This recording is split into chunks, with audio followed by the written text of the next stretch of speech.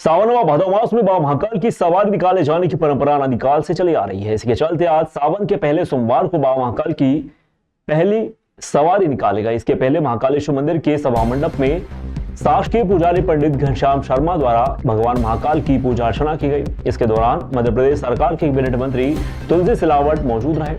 पूजन के बाद पालकी को कांधा देकर नगर भ्रमण के लिए रवाना किया गया। वहीं मंदिर के मुख्य द्वार पर पुलिस बल ने भगवान महाकाल को गार्ड ऑफ ऑनर दिया। इसके बाद बाबा महाकालेश्वर चांदी की पालकी में सवार होकर राशि ठाट बाट से प्रजा का हाल जानने के लिए नगर भ्रमण पर निकल पड़े। वहीं प्रजा ने भी अपने राजा के स्वागत में पलक पावड़े बिछा दिए। सवारी में पुलिस का घुड़सवार पुलिस दल, पुलिस व होमगार्ड की टुकड़ी, पुलिस बैंड, भजन मंडलियां शामिल हुए। सवारी महाकाल घाटी, गुदरी चौराहा, पानदरीबा, रामानुज कोट होते हुए रामघाट पहुंची, जहां बाबा महाकाल का शिप्रा के जल से अभिषेक किया गया। इसके पश्चात सवारी कार्तिक चौक, ढाबा रोड, गोपाल मंदिर से गुजरते हुए पुनः महाकाल मंदिर पहुंची। आज बाबा महाकाल ने अपने भक्तों को मनमहेश स्वरूप में दर्शन दिए।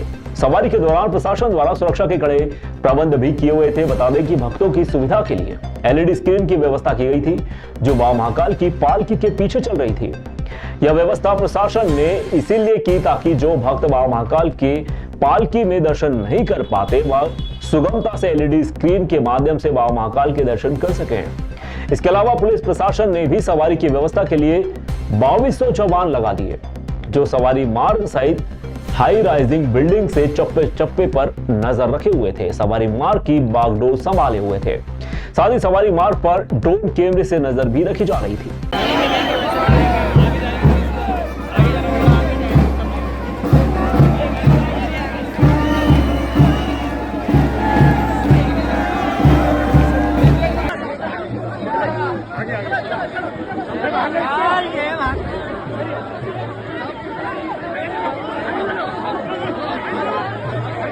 महाकाल गाइड एसोसिएशन गौतम नगर मित्र मंडली आप सभी कलाकारों का हार्दिक अभिनंदन स्वागत करती है।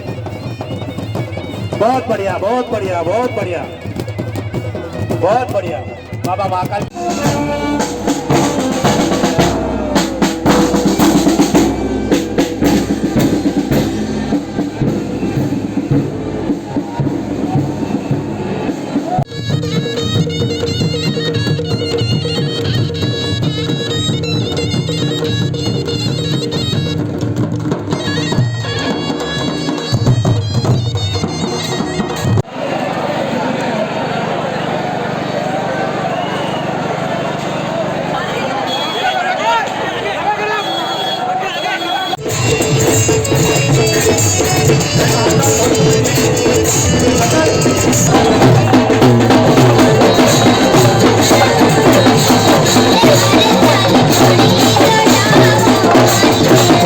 महाकाल सभी भक्तजनों को श्रावण मास की बहुत बहुत शुभकामनाएं। आज बाबा महाकाल की प्रथम सवारी प्रांगण से निकल चुकी है, जो कि शिप्रा नदी राम घाट पर अभी पहुंचने की।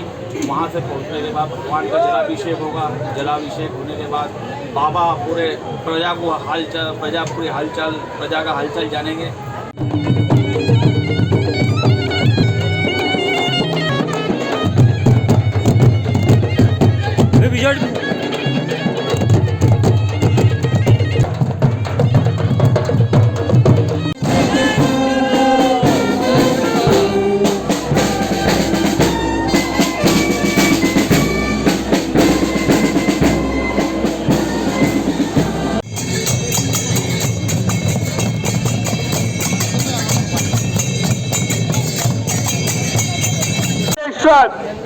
सही ठाट बाट के साथ रजक चांदी की पालकी में विराजमान होकर धर्म प्रेमी जनता का अभिनंदन स्वीकार करने के लिए, प्रजावासियों का हाल चाल जानने के लिए, प्रजावासियों को आशीर्वाद देने के लिए समय समय पर भगवान महाकालेश्वर की सवारी महाकालेश्वर मंदिर प्रांगण से बाहर निकलती है।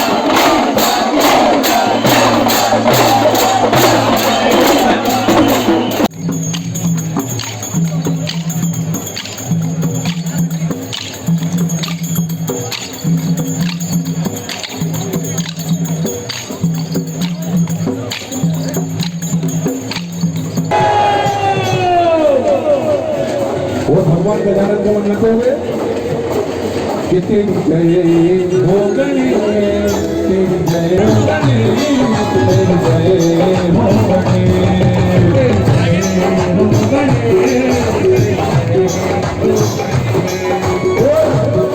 ये जितने भक्त में देख पा रहा हूँ,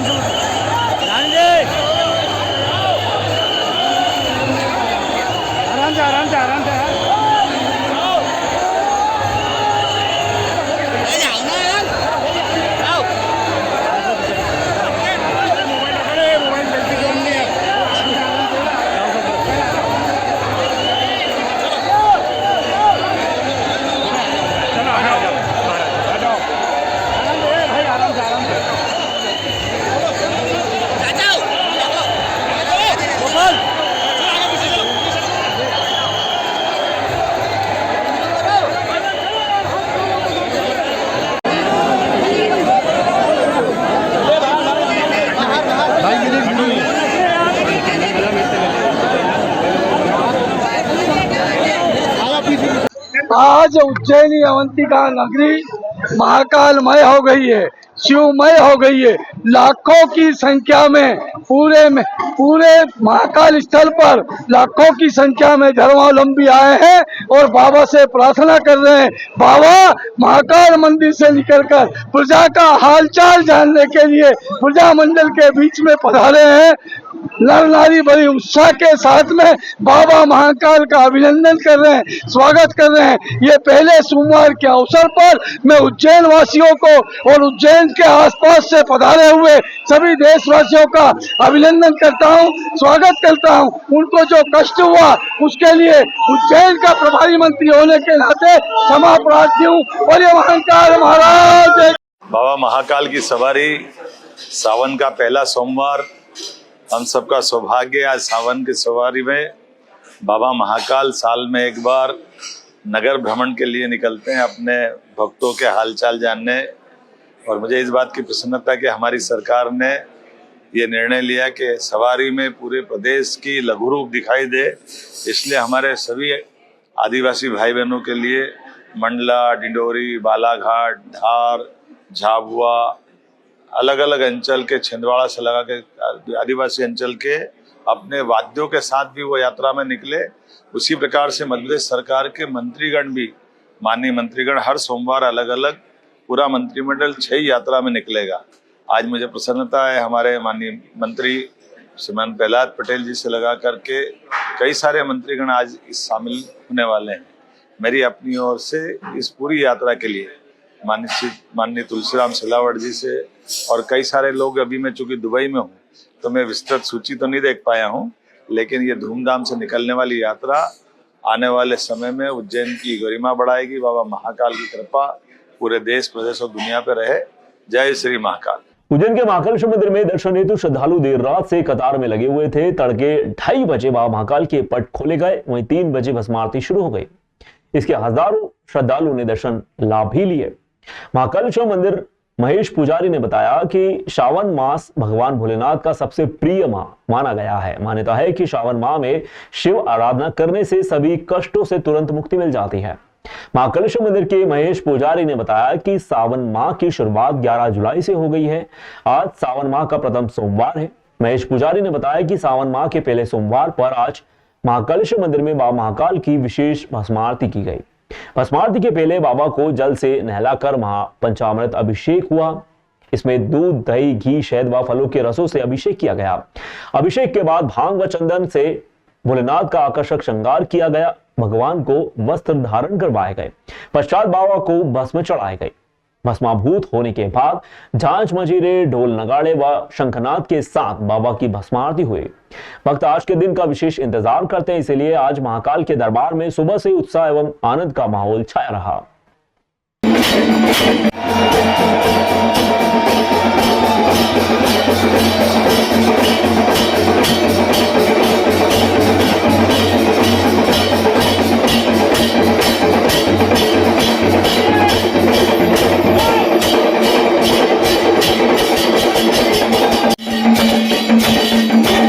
श्रावण मास का ही पूर्ण महत्व है, लेकिन श्रावण के सोमवार वो विशेष महत्वता हो जाती है।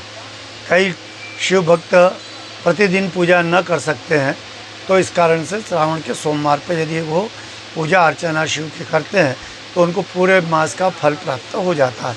ऐसा श्रावण मास का महत्व है और सोमवार का महत्व है। सोमवार जो होता है वो भगवान का बड़ा प्रिय दिन है। भगवान शिव का प्रिय दिन होने के कारण इसमें भक्त भी ज़्यादा भगवान की सेवा की ओर उमड़ते हैं। भगवान का संकल्प लेकर पूजा अर्चना करते हैं, बेलपत्र धारण कराते हैं। सोमवार के दिनों में शिवलिंग भी बनाए जाते हैं जिन्हें पार्थिव पूजा कहा जाता है। तो 1.25 लाख शिवलिंग की पार्थिव पूजा भी सोमवार पे लोग भक्त करते हैं, शिव भक्त होते हैं वो करते हैं। महाकालेश्वर मंदिर में भी इसी प्रकार से जो सोमवार का जो बड़ा महत्व है, और सोमवार के दिन भगवान स्वयं भी व्रत उपवास रखते हैं और भगवान भक्तों को दर्शन भी देते हैं और नगर भ्रमण को भी निकलते हैं।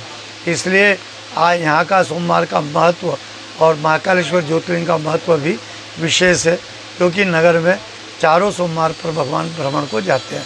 इस तरीके से कि यहाँ की परंपरा है। उज्जैन के श्री महाकालेश्वर महालोक में श्रावण भादो मास में प्रतिदिन आयोजित होने वाली श्री महाकालेश्वर सांस्कृतिक संध्या का प्रथम दिवस डॉक्टर रोहित चावरे के उपशास्त्रीय गायन, रेवा रायजादा के भारतनाट्यम व लोक गायन कला केंद्र उज्जैन के द्वारा समूह कथक की प्रस्तुति से शिवमय हुआ।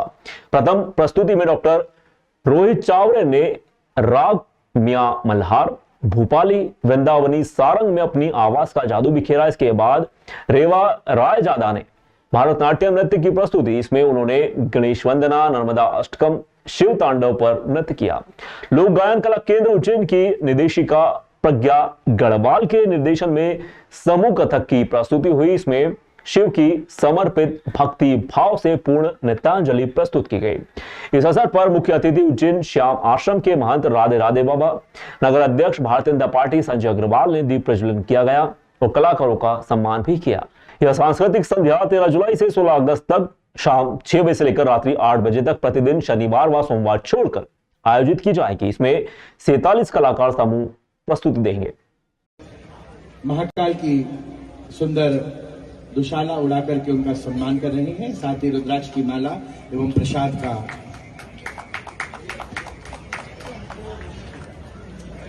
और साथ ही स्मृति स्वरूप प्रमाण पत्र आपको दिया जा रहा है। इसी क्रम में मैं निवेदन जी कृपया मंच पर पधारें। श्री पवन डोडिया जी, पवन डोडिया जी से व्याख्याता भी हैं माधव संगीत महाविद्यालय में, और कई आप नई उज्जैन और संसदीय क्षेत्र के सांसद अनिल फिरोजिया के जन्मदिवस पर उज्जैन में सेवा, समर्पण व सामाजिक सरोकार के साथ में विभिन्न आयोजन भी हुए।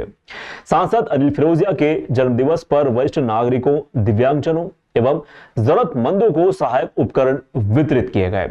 होटल अथर्व में आयोजित कार्यक्रम में walking stick, silicone foam cushion, stool chair, with commode, कान की मशीन, ट्राईसाइकिल का वितरण भी हुआ। इस जनसेवी पहल के माध्यम से सांसद अनिल फिरोजिया ने यह स्पष्ट संदेश दिया है कि जनप्रतिनिधित्व केवल राजनीति नहीं बल्कि सेवा व सहभागिता का माध्यम होना चाहिए। सांसद अनिल फिरोजिया ने जन्मदिवस जैसे निजी अवसर को एक सार्वजनिक सेवा अभियान में बदलकर यह दिखाया कि जनसेवा व संवेदनशील नेतृत्व क्या होता है। सांसद अनिल फिरोजिया के सम्मान में दोपहर में स्वरूचि भोज का आयोजन भी हुआ। इसमें भाजपा कार्यकर्ता, जनप्रतिनिधि, सामाजिक संगठनों के सदस्य, शहर के गणमान्य नागरिक व क्षेत्रीय जनता ने बड़ी संख्या में भाग लिया। इस अवसर पर सांसद अनिल फिरोजिया ने कहा कि जनता से जुड़ाव और सेवा का प्रतीक बन चुका है जन्मदिवस का यह आयोजन। हर वर्ष की तरह इस बार भी सांसद फिरोजिया का जन्मदिवस केवल व्यक्तिगत उल्लास का दिन नहीं बल्कि जनता के सीधे संवाद व सेवा की प्रेरणा का प्रतीक बन गया।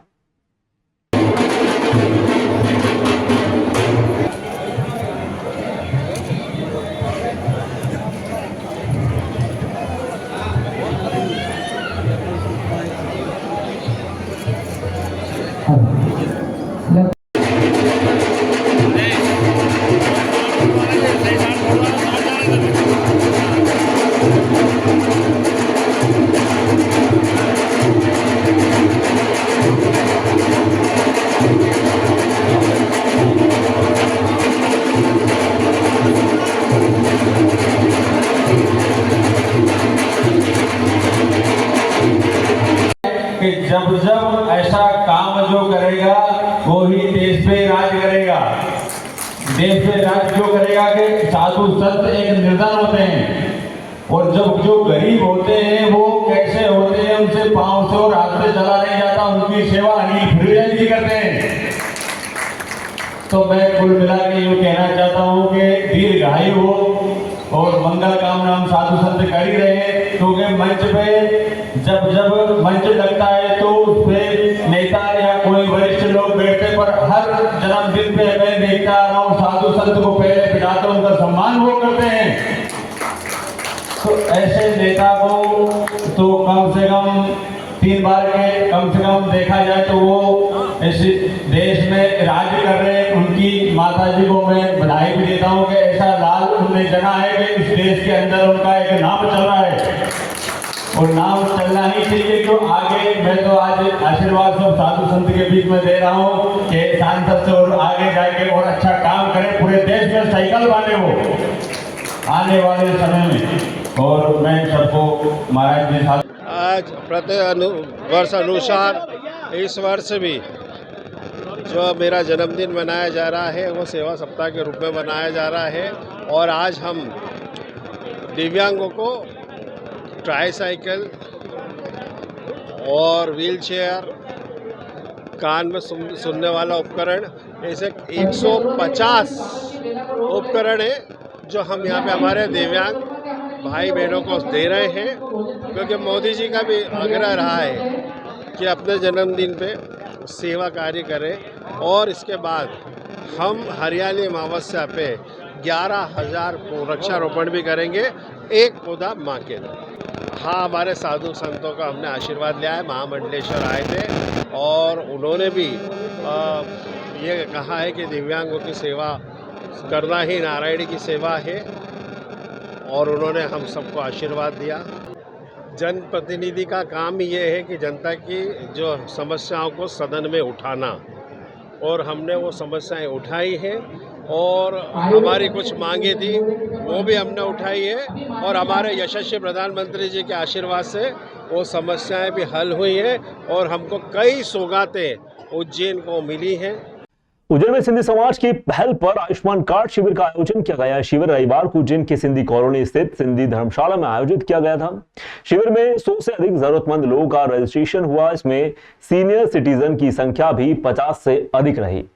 सिंधी समाज के पदाधिकारियों ने शिविर में प्रचार प्रसार कर आमजन को जागरूक किया। समाज के अध्यक्ष जितेंद्र कृपलानी ने बताया कि सभी धर्मों व जातियों के लोग इस शिविर में पहुंच रहे हैं, दस्तावेजों के आधार पर रजिस्ट्रेशन करवा रहे हैं। आयुष्मान योजना का उद्देश्य देश के गरीब व जरूरतमंद लोगों को स्वास्थ्य सेवा प्रदान करना है। इस योजना के तहत लोगों को आयुष्मान कार्ड प्रदान किए जाते हैं। इससे वे सरकारी व निजी अस्पतालों में मुफ्त इलाज करा सकते हैं। शिविर में लोगों की अच्छी खासी भीड़ भी जमा हुई।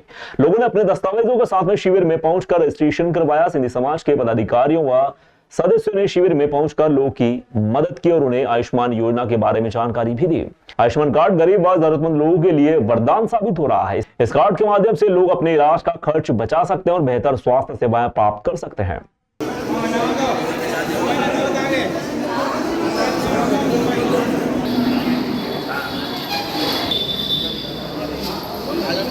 यहाँ पे सिंधी समाज के द्वारा आयोजन किया जा रहा है आयुष्मान कार्ड बनवाने का।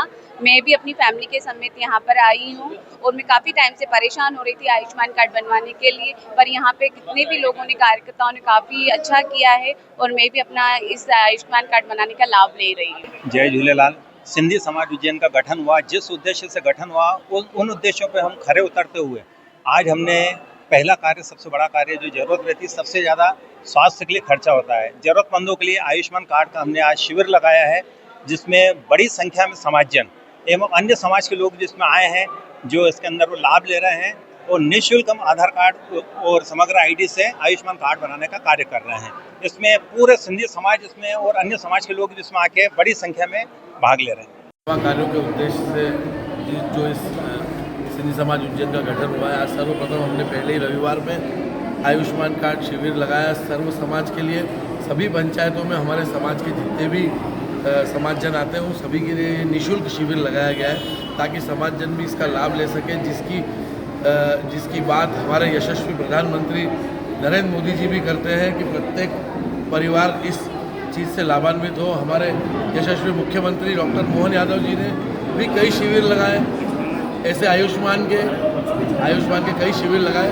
आज इस आयुष्मान शिविर के लिए आप देखेंगे सुबह से करीबन कई संख्या में हमारे सिंधी समाज के परिवार आ चुके हैं। 50 परिवार करीबन पंजीकृत हो चुके हैं और 80 से 90 70+ भी हमारे यहाँ पंजीकृत हो चुके हैं। क्या अन्य समाज लोग भी इसमें आ रहे हैं? अन्य समाज लोग भी आ रहे हैं। तो हम चूँकि सिंधी समाज ऐसा समाज है, सेवा कार्यों के लिए हमेशा ओतप्रोत रहता है, तो हमने उन्हें भी समय दिया कि आप भी आए। जो आ गए हैं तो 3 बजे बाद आप भी आए। आपका नाम बताइए। जी लायंस क्लब उज्जैन शिप्रा की ऐतिहासिक शपथ विधि देवास रोड स्थित आश्रय होटल में नगर भाजपा अध्यक्ष संजय अग्रवाल की मुख्य अतिथि में हुई। सचिव दीपक राजवानी ने बताया कि शपथ अधिकारी MJF वाइस डिस्ट्रिक्ट गवर्नर द्वितीय लायन पंकज मारू ने अपने ऐतिहासिक अंदाज में क्लब के पदाधिकारियों को शपथ दिलवाई। साथ ही पहली बार सचिव लायन दीपक राजवानी, सह सचिव अमित खारिया एवं विजय शाह को परेड करवाकर शपथ दिलवाई गई। नवनिर्वाचित अध्यक्ष लायन प्रवीण खंडेलवाल, क्लब की प्रथम महिला नीता खंडेलवाल, शाहिद, तीनों उपाध्यक्ष को सभी सदस्यों व पदाधिकारियों द्वारा पुष्प वर्षा कर स्टेज पर लाया गया, जहां पर शपथ अधिकारी पंकज मारू ने उन्हें भी ऐतिहासिक शपथ दिलवाई। शपथ के साथ ही पूरा हाल तालियों से गूंज उठा। इसके पश्चात लायन अजय गुप्ता ने नए सदस्यों को भी शपथ दिलवाई। नवनिर्वाचित अध्यक्ष लायन प्रवीण खंडेलवाल ने क्लब को ऐतिहासिक नई ऊंचाइयों पर पहुंचाने, वहीं ऐसे कार्य करने का वचन दिलवाया जो एक शहर में मिसाल बने। विशिष्ट अतिथि गोविंद खंडेलवाल ने अपने उद्बोधन में कहा कि लायंस क्लब कुछ ऐसी गतिविधियां करें जिससे शहर में एक नई पहचान बने। मुख्य अतिथि नगर भाजपा अध्यक्ष ने अपने उद्बोधन में क्लब के कार्यों की तारीफ कर क्लब को नई ऊंचाइयों पर पहुंचाने हेतु सभी पदाधिकारियों से आश्वासन लिया एवं आगामी सिंहस्थ के लिए लायंस क्लब कोई ऐसी योजना बनाए जिससे लायंस का नाम डिस्ट्रिक्ट के साथ साथ इंटरनेशनल में भी उसके लिए हर संभव मदद करने का आश्वासन दिया गया। उन्होंने कहा कि कोई भी कार्य हो तो मेरा मोबाइल नंबर एवं घर 24 घंटे आप सभी के लिए खुला हुआ है। कार्यक्रम में विशेष रूप से पूर्व district governor lion Bhagwan Das ji Eran, district cabinet secretary lion Sushil Porwal, region chairperson Srivastava, zone chairperson Nayak. इसी साथ ही 2025-26 कार्यकारिणी में अध्यक्ष लॉयन प्रवीण खंडेलवाल, चार्टर्ड अध्यक्ष लॉयन नरेंद्र खंडेलवाल, निर्वतमान अध्यक्ष लॉयन संदीप पांडे, प्रथम उपाध्यक्ष लॉयन अश्विन मेहता, द्वितीय उपाध्यक्ष लॉयन पद्माकर मूले, तृतीय उपाध्यक्ष लॉयन दिनेश गुप्ता, सचिव लॉयन दीपक राजवानी, सह सचिव लॉयन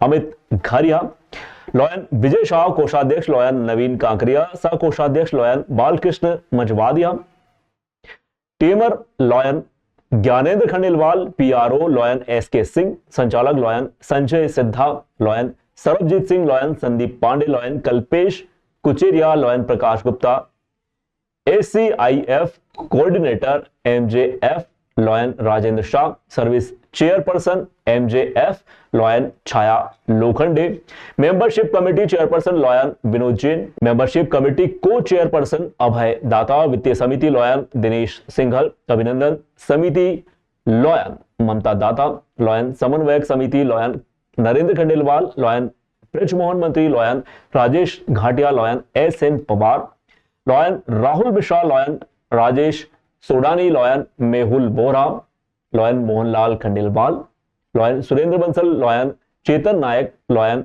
विनीत लोखंडे, परामर्श समिति lion Rajendra Vijayvargiya, lion doctor MK Sharma, lion Deepika Mehta, lion Parul Shah, lion Hansa Rajwani ने सेवा कार्यों की शपथ ली।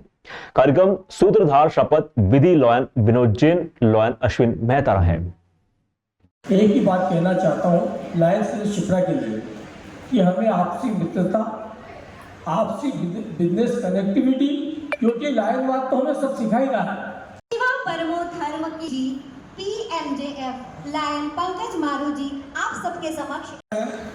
सेक्रेटरी और जॉइंट सेक्रेटरी को बहुत इम्पोर्टेंट रोल है क्लब के लिए, क्योंकि आप क्लब डिस्ट्रिक्ट मल्टीपल इंटरनेशनल के बीच की कड़ी हैं। सारी रिपोर्टिंग्स आपको करना है, मिनट्स को मेंटेन करना है। दिनेश मीनानी गुप्ता, चेयरपर्सन सत्येंद्र शिवकर, सर इधर देखिएगा, सर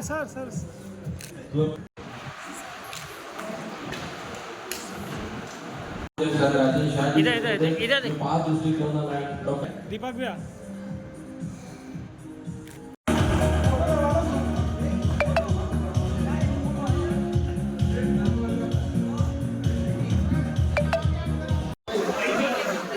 सचिव पद्माकर पल्लवी मुझे भाभी को भी किसी की पीठ आ रही किसी का वो आ रहा है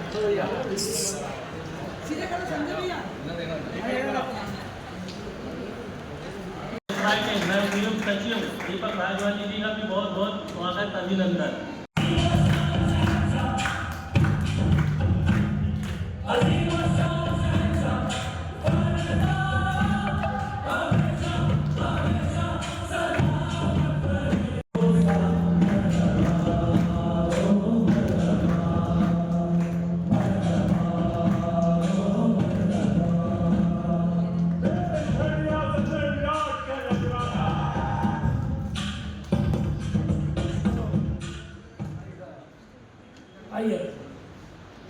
किन्नल लायंस अंतरराष्ट्रीय मल्टीपल 3233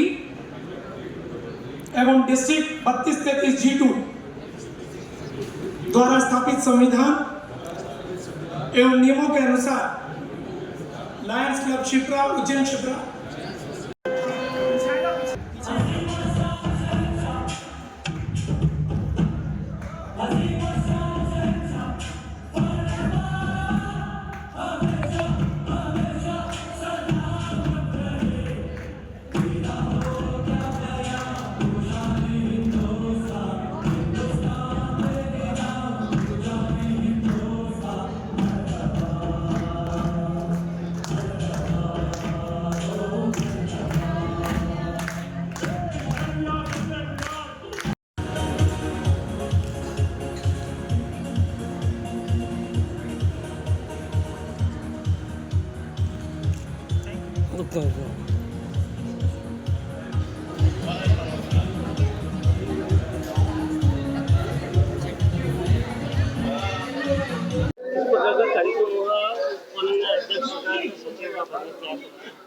आज लायंस इंटरनेशनल के तहत लायंस क्लब उज्जैन शिप्रा की वर्ष 2025-26 की कार्यकारिणी की शपथ के दायित्व ग्रहण समारोह का कार्यक्रम था, जिसमें उज्जैन के हमारे बहुत ही प्रसिद्ध समाजसेवी लायन प्रवीण खंडेलवाल जी ने अध्यक्ष एवं लायन दीपक राजवानी जी ने इस क्लब के सचिव के रूप में अपनी टीम के साथ दायित्व ग्रहण किया।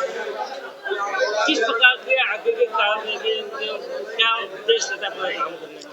लायंस इंटरनेशनल विश्व के 200 देशों में पिछले 108 वर्षों से विश्व की सबसे बड़ी सेवा संस्था के रूप में कार्यरत है।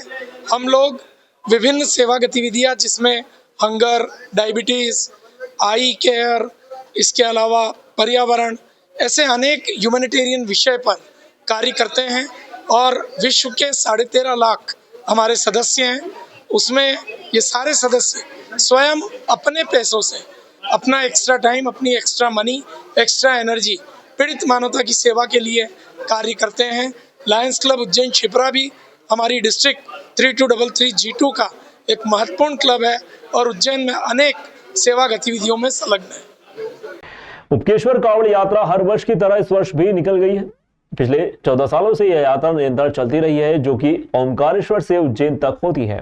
वहां महाकालेश्वर को जल चढ़ाकर यात्रा का समापन होता है। हर साल आते हैं आप? हर साल आते हैं, परंतु जब से हमें विनोद यादव जी का संग मिला है, बड़ा आनंद आया है। इनका बड़ा सहयोग मिल रहा है और बड़े प्रेम से हमारी इज्जत और ऐसा भोलेनाथ से अर्जी करते हैं कि इनका संग बनाए रहे।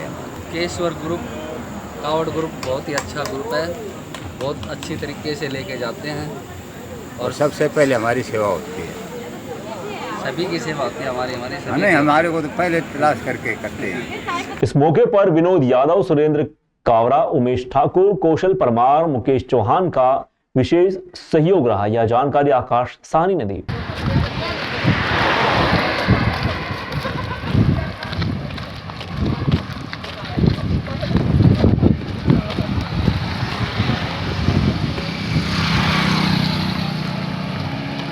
नागेश्वर कावड़ यात्रा ये हमारी निःशुल्क है, जो कि विगत 14 साल से ये 14वां वर्ष है हमारा। ओंकारेश्वर से जल भर के हम महाकालेश्वर पे जल चढ़ाते हैं।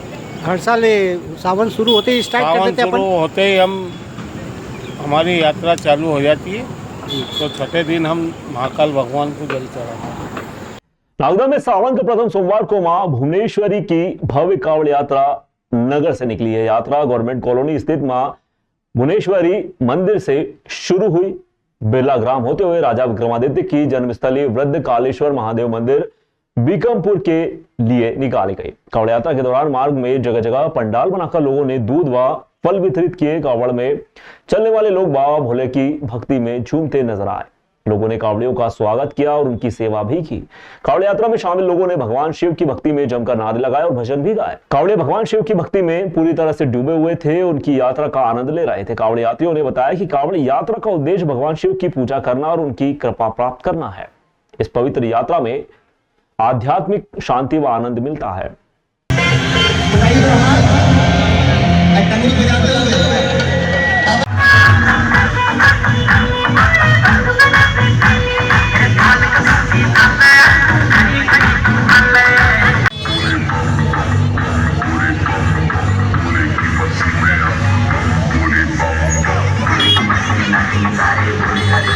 उज्जैन के इंदौर रोड स्थित राजसागर होटल में एक दर्जन युवकों में मारपीट का मामला सामने आया। मारपीट में 2 युवक घायल हुए हैं। इसमें से एक युवक के सिर में गंभीर चोट भी आई है, उसे चरक अस्पताल में भर्ती करवाया गया है। पुलिस ने बताया कि 25 वर्षीय शोएब अख्तर पिता मोहम्मद शेरू निवासी टंकी चौराहा गोपाल मंदिर अपने दोस्त सोनू के साथ में होटल राजसागर में खाना खाने के लिए गया था।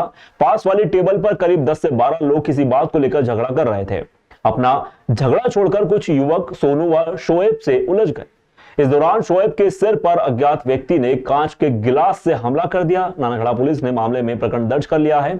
7-8 युवकों को गिरफ्तार भी कर लिया गया है। पुलिस मामले की जांच कर रही है और आरोपियों के खिलाफ कड़ी कार्रवाई करने की तैयारी में लगी हुई है। राजसागर तो वहाँ पर ना आपस में वो मजाकबाजी कर रहे थे, तो वहाँ फेंकम फाकी की मचाई थी इन्होंने, मेरे को गिलास खींच के मार दिया। मैं एकदम उठ के जाने लगा ना तो गिलास और बाटल मार दिया। हम 2 जने मैं टंकी चौराहा गोपाल मंदिर, ये आपस में कर रहे थे और मैं उठ के गया तो एकदम मेरे पे टारगेट बना दिया इन्होंने। ये 8-10 जने थे। उज्जैन के आगर नाके के पास वल्लभनगर जोन के सामने एक अज्ञात व्यक्ति की लाश नाले में पड़ी हुई मिली। यह मामला थाना चिमनगंज क्षेत्र का है। लाश को देखते ही लग रहा है कि यह लाश काफी समय से यहां पर पड़ी हुई थी, पूरी तरह से सड़ गई है। पुलिस ने बताया कि अभी तक यह पता नहीं चल पाया है कि लाश कैसे आई और मौत कैसे हुई। यह हत्या है या नाले में गिरने से इसकी मौत हुई है, इसकी जांच की जा रही है। पुलिस ने बताया कि पोस्टमार्टम रिपोर्ट के बाद ही पता चलेगा कि कब मौत हुई और कैसे हुई है। पुलिस ने लाश की शिनाख्त करने के प्रयास शुरू कर दिए हैं और आसपास के क्षेत्रों में लापता व्यक्ति की जानकारी इकट्ठा करने का प्रयास भी शुरू कर दिया गया है। पुलिस जल्द ही लाश की शिनाख्त कर मामले की जांच आगे बढ़ाने की कोशिश कर रही है।